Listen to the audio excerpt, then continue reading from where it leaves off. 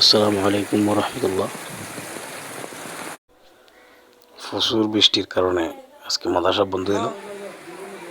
দেখেন মাদ্রাসার ভিতরে পানি ঢুকছে। তো গতকালকের অবস্থা, মাদ্রাসার ভিতরে পানি ঢুকে গেছে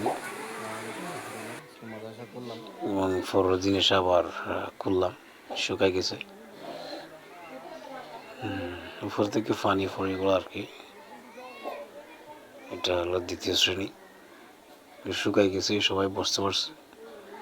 গতকালকে এটা পুরো ভিজা ছিল। এটা মাদ্রাসার সামনের দৃশ্য। তো প্রথম শ্রেণী এগুলো বাম পাশে যেগুলো পর্দা দেখতেছেন এগুলো হলো প্রথম শ্রেণী আর দ্বিতীয় শ্রেণী ডিভাইড করার জন্য পর্দা এগুলো দেওয়া হয়েছে। এটা প্রথম শ্রেণী, দেখুন এটা তৃতীয় শ্রেণী। তাদেরকে মসজিদের বারান্দায় বসা হয়।